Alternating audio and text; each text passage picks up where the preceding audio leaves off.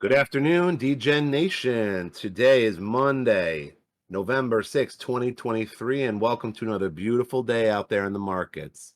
It is I again, your host, Rancid R2. Man in the desk next to me, as always, from Trading from the Hide, is my man Yellowbird. What's up? How you doing? Doing pretty well, man. Had a great weekend, really refreshing, really time away from the screens to get me back into the market and really excited about today. How about you? Yeah. Today has been a good day so far. Had a nice relaxing weekend. Football went all my way, and so ready to get back after it this week. That sports trend of yours won't last. No offense. So, to everyone that's new to the show, and I hope that's a big number every week, we do 3 podcasts a week, Monday, Wednesday, Friday, where Bert and I kind of like take a look at the market after the morning session and kind of look for some setups that you D-gens out there can hopefully follow along, identify, and hopefully execute without stressing yourself out too much. Okay. So we're going to do this every other day in both the options markets and the futures markets.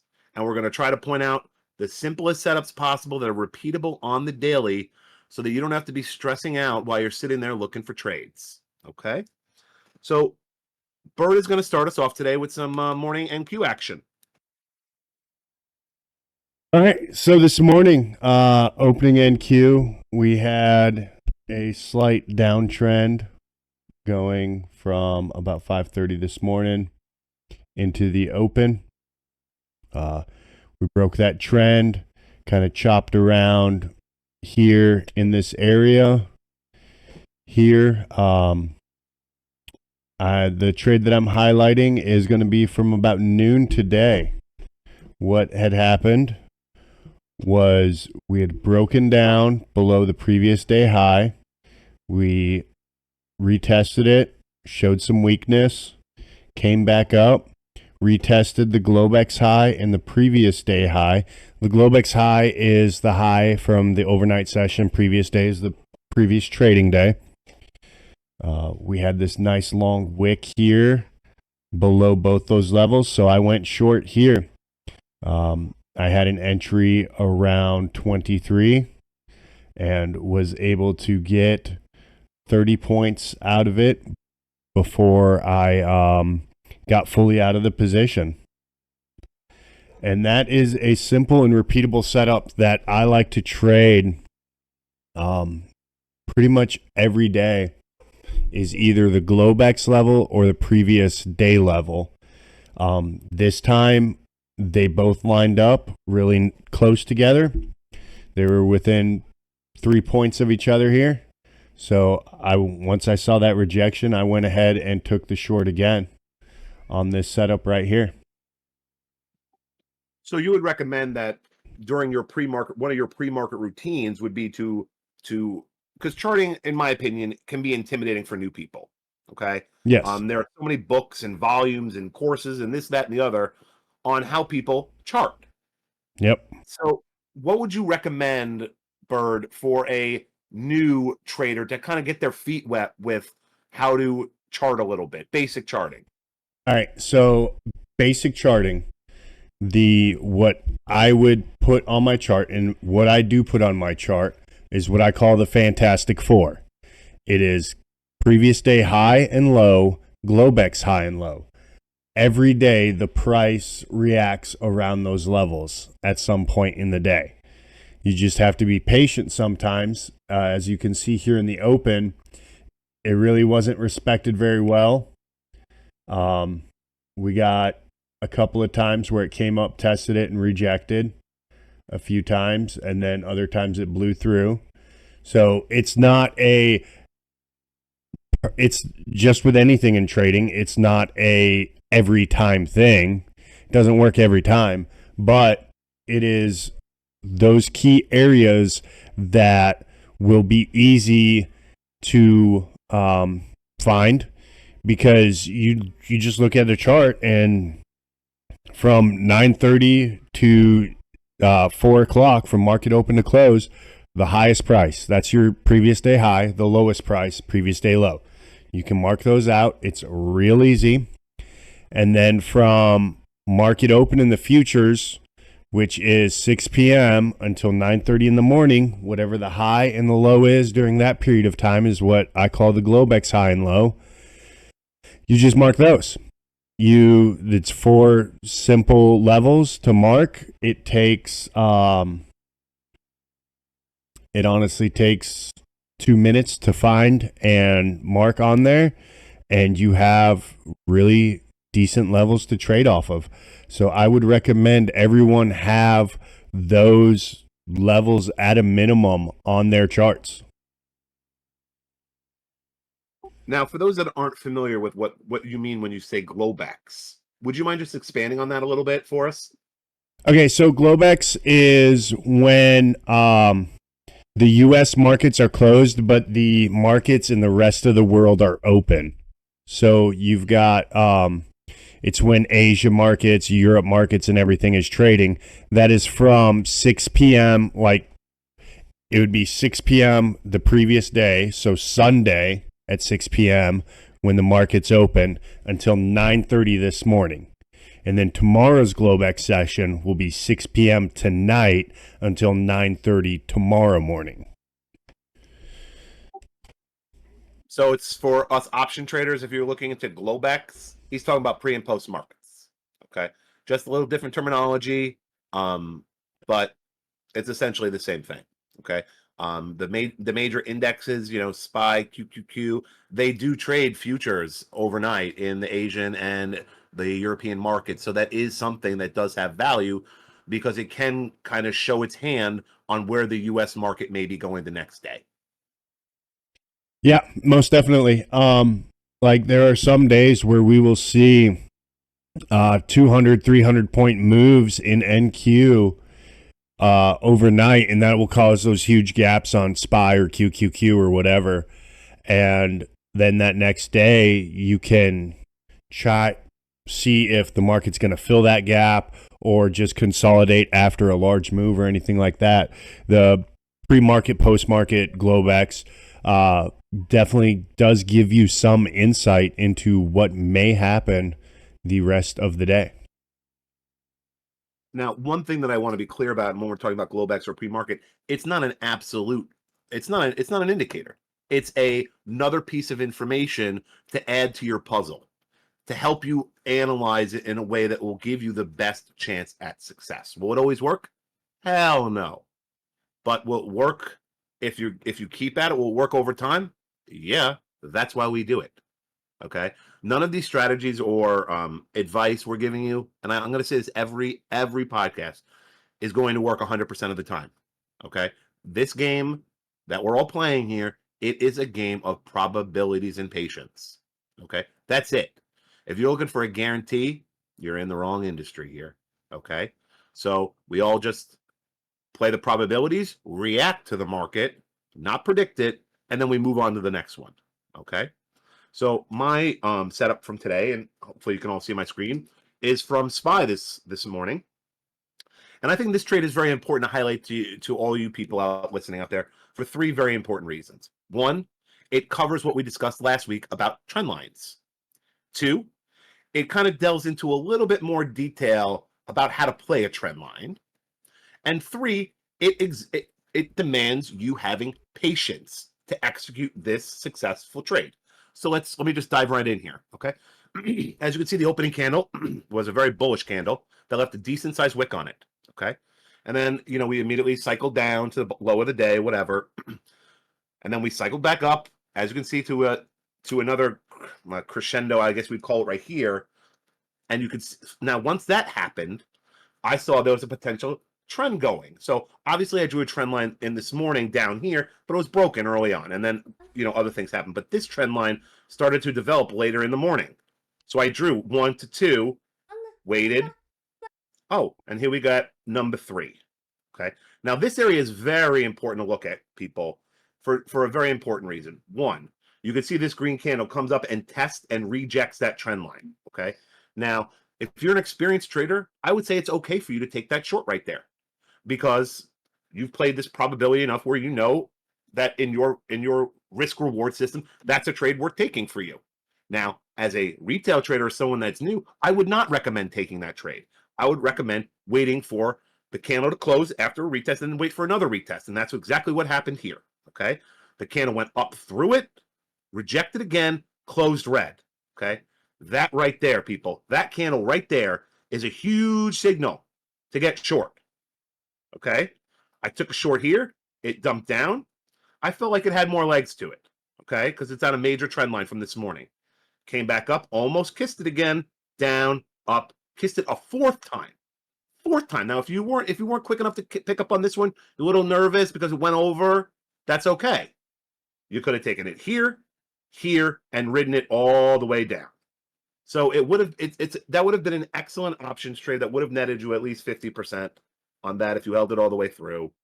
But very simple, patience, waiting for a retest, making sure it stayed under the trend line before entering. Okay. This trade you would have waited an hour and a half to find, but you would have netted more than enough to make up for the time you waited. So, I mean, that's my basic setup from this morning that would have netted you a decent amount of profit. And to highlight again how vital and how simple just drawing a line across your chart could make finding setups super simple for you. Yeah, those trend lines definitely are real simple. If you don't want to trade levels, you could trade simple trend lines and that be it as a beginner, and you could have the potential to make a decent amount of money. I mean, I think just these two strategies that we spoke about today, Bird, are some of the most important strategies that any novice trader can really look for. You know, rejections at previous days, highs and lows, trend lines. If you want to become a naked price action reader, and I hope that's the goal of all of you listening to my voice right now, that you should become just a naked price action person, not rely on 8,000 indicators, clouds, bands, EMAs, volume, RSI, all that other stuff. Focus on simplicity first of drawing simple trend lines and playing at key levels. I think later in this week, Bert and I, we're going to get into how do you find other levels that aren't necessarily pre-market high, pre-market low, previous day high, previous day low. And that's a fairly simple task as well. Yeah, it is. And that's what the goal of this podcast is to just work on the simple things that we can easily teach and people can easily follow and possibly make some money and,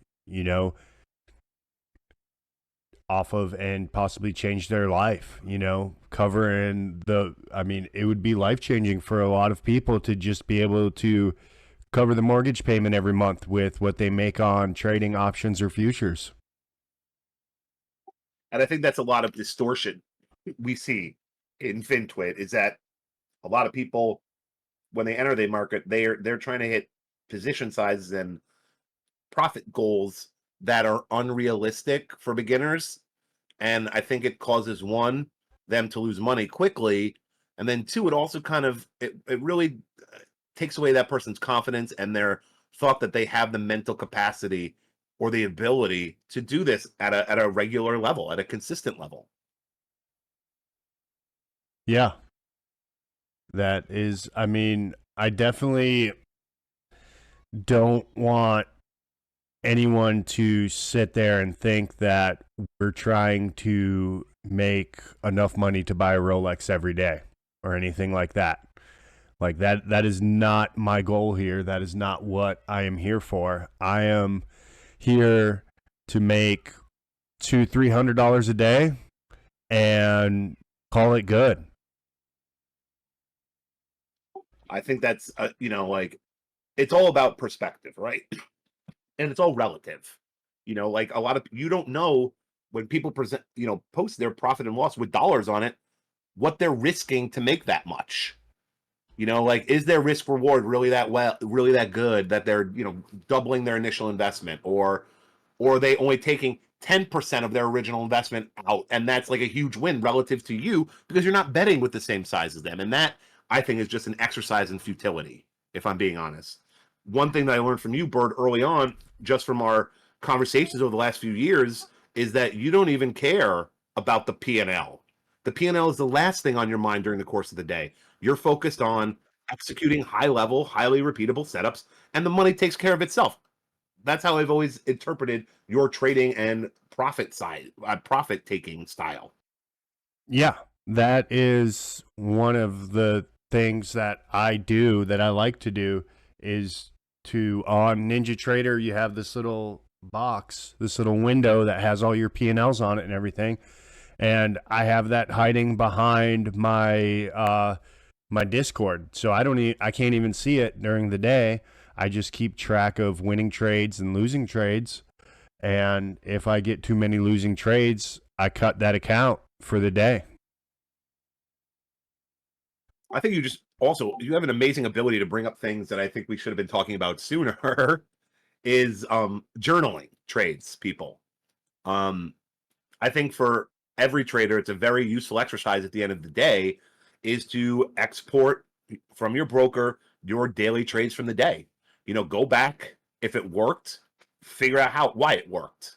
If it didn't, try to figure out why. Because there's a big difference between a trade that loses you money and a bad trade.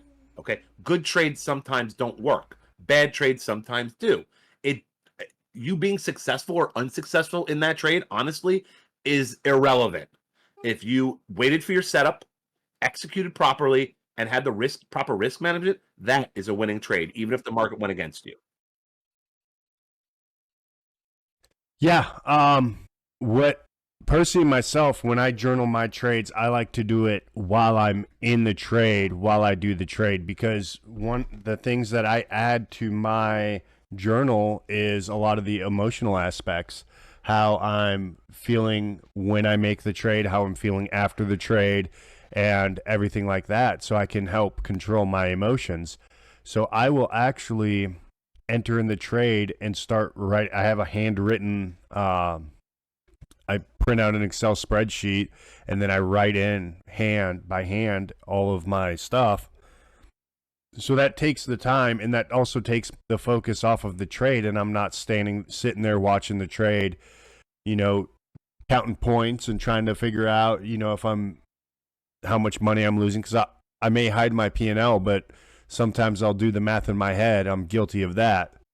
But if I'm entering and writing down in my journal, then I'm not doing that and I'm not worrying about the trade. It is kind of like a fire and forget with the ATM. Once I enter the trade, it just maintains itself and works itself. Yeah, maybe sometime down the road we do like a little tutorial for people that mess around with NinjaTrader on how you set up your ATMs, not necessarily from a sizing perspective, but the mechanics of it, like how you set it up so that once you hit 20 points, your stop loss automatically moves up to break even or however you have it set up. I think that would be a very useful tool. So a lot of people can take that mental element of sitting there watching or up to 2.5 points. Oh, it's now only 1.5. I better get out of this before it goes red on me, kind of thing. So it would take out a lot of that unnecessary mental capital. Yeah. Yeah, most definitely. We can do that for sure. I feel like the more you and I talk, Bird, the more ideas just pop out of our brains because I'm honestly looking back at my own journey and thinking, well, yeah, we should talk about that. Yeah. We are building the future schedule of the podcast as we are recording podcasts. It's great. I love it. Now, I always introduce this show as DGen Nation, okay? And I use that term very specifically, okay? And I don't use it negatively, okay? I use it as a community because I know I'm coming across as like a very, very strict, ruled, technical trader, but I too, my friends, am a full-on degen at times, okay? In fact, if you don't mind, Bird, can I tell them my a new degen plan that I'm experimenting with? Go ahead. Go ahead. Okay. So I have a 4-year-old daughter, and I'm usually required to be the responsible father and pick her up from school every day. And as a responsible father, the minute I get her home from school, I slap her on her iPad and I sit her on my couch in my office. Over the last few weeks, she's been more interested in my computer and what I'm doing here while I'm trading and working and interacting with other live traders during the course of the day. So she likes to hop on the mic at times and say hello to the people that she knows through voice. So me and this other guy have decided that children would be really good traders. And she's made so far 3 predictions in afternoon price action, Bird, and she's been right 100% of the time. Well, yeah, because they can look at it without emotion and without the fear of money and just kind of take it as it is. I mean, my daughter also likes to do the same, and she has she likes to pick trades and stuff like that, and it's like a video game to her. It's scary, right? It is. I mean, it completely eliminates the stress and all of the bad habits out of it, and they can just have fun with it. And I have found through trading, the days that I have fun with it are the days that I do real well for myself. That is not an endorsement of getting your children, people, to make the trades for you. It's just a fun, low level, interesting experiment that I'm doing with some other people in my spare time. But I would recommend, if you can, people, to try to have a little fun with this. I know, Bert and I are coming across this like very educational. And like the reason why we're doing that is because we're trying to make this serious so you guys take it serious what we're trying to get across. Okay. I can speak to Bert and myself here is that him and I have been trading together on and off for about 2.5 years, and we've had a hell of a good time doing it together. Can I tell them our own personal thing? Yeah, most definitely. All right. Go ahead.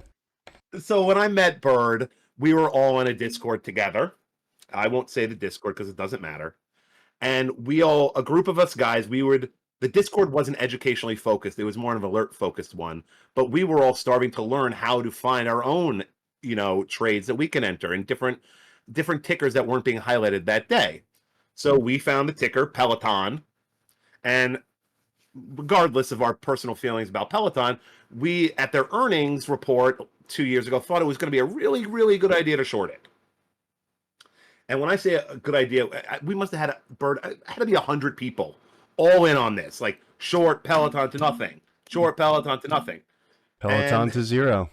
Peloton to zero. And I kid you not, 3 years later, Bert and I are still doing it. When any kind of pop in Peloton's price, short it. And look at it now. It's at $5. We shorted it. It must have been at like 60. So, and we still do it 3 years later. Every earning, short. It's such a great thing and so fun that we have this mutual dislike for a stock that we have actually no real reason to have a mutual dislike for. It's amazing. So what I'm getting at crap by mentioning this is while you're in these discords, whether you're following Furus, whether you're trying to learn from other traders in the room, try to have a little bit of fun. I'm not saying take the focus off the stocks and the charts, but while you're in there with these people, try to interact with them a little bit. Have fun, make a joke, come up with plans. Come up with trade plans together. You'd be amazed at how much easier it is to find and execute positions when people whose intellect you respect are also in those same positions, and it makes the day a little bit more fun. Oh, it definitely does. On days that the price action is not favorable, I mean, I will be within the communities just talking about random stuff. Like earlier today, when the price action wasn't within my system and I wasn't seeing clear entries and I was just sitting there, me and my friend were just talking about taking a trip to Minnesota, going ice fishing, and riding snowmobiles up there in the Boundary Waters and everything like that. That sounds kind of awesome. Yeah, and that's one thing I love about either FinTwit or Discord or whatever, it is you can find a community that will help you. And not only just help you with trade ideas or, setups or trying to learn how to trade, but it helps with the mental aspect because a lot of us traders, are either sitting at home or sitting in an office or something like that, and we're alone in our journey. And so finding those friends and that community that are going through that journey with you help out a lot. 100%. I mean, it's a journey, but you don't have to do it alone. Okay, there's plenty of people out there that are going through the exact same struggles as you, especially mentally. I mean, I don't care how long you've been trading, that second guess monster is always in your brain. The minute you enter trade, like, ooh, am I gonna get my rug pulled on me? This, that, and the other. I find when I talk this out with other people, they're the first ones to tell me to relax, calm down, let the trade work a little bit for you. And that kind of mental help is invaluable when I'm trading personally. And I often try to inject a certain level of levity into the chats because it's a stressful time. When you're in a trade, it can be very stressful, waiting for it to either move one direction or the other in your favor or against, and if I could provide a little bit of entertainment or a joke here and there, I'll try. And hopefully breaks up some of the monotony of the day. Yeah, I mean, that's why we chose to do this podcast during the afternoon, was to break up some of the monotony of the day. And, we could still stay focused on the markets and everything, but me and you, we get our time, pre and post show to just chat it up and talk about things in the day and everything like that. And then we chat it up during the recording of the podcast. And one thing, and I don't know how guilty you are of it, as you're a little bit more disciplined than I. When I get bored, I get itchy fingers. I'm looking to take a trade just because I got nothing better to do with my time. And that is not a good strategy for success. No, it's not. It is definitely not. What I've been doing lately when I get bored is trying to write down and create ideas for YouTube videos and stuff like that. And I've got to stay focused and not be bored, because when I am bored, I do trade. And I will end up losing money. The board trading is some of the worst trading that I do. So how do you like that, Bert? Our audience is actually saving us money by not board trading. Yeah, they are. They most definitely are. So I guess it's a small price to repay them by providing them with some free education a couple times a week. Yeah. You scratch my back, I'll scratch yours. That's right. You got any interest in this football game tonight? Honestly, no. I did not. I don't even know who's playing, to tell you the honest truth. The New York Jets, where I'm from, versus the LA Chargers. Okay. I think I've got a kicker on my fantasy team that's playing tonight, so I've got a little interest, but I probably will not be watching it, to be truthful. I've got to work on a few softball drills with the daughter tonight. And then after that, got to get everyone in bed and everything like that while the game's on. Yeah, you need a good night's sleep for tomorrow, because we're going to make more money tomorrow. Oh, yeah. All right, well, that's pretty much it for me, guys. I hope everyone enjoyed the podcast today. I think we covered a lot of good stuff, and I think highlighting some of the trades or some strategies that we discussed last week with trades today will hopefully help you guys use a real-time trade to illustrate how simple these trades can actually be. Bird, what else you got to add to that? That's it. I mean, you've covered it. I mean, that's what we're trying to do here with this whole thing, is try and just teach and illustrate and hopefully give examples that repeat themselves, and our listeners can go ahead and grab and add to their tool belt and use to trade with. Keep coming back, everybody. I promise it is not a waste of your time if you can get one small strategy, one piece of mental help from this podcast. Me and Bert are ecstatic. All right. We just want everyone to get the same advantages that we had to learn through more difficult means. Yeah. I mean, if we can help just one or two people, it makes it all worth it. That's what I'm here for. I'm in the Discord, helping people out, trying to teach, resiliency, the mental aspect of trading, and the reading the price action, everything like that. That's what we're doing here with this podcast and everything like that.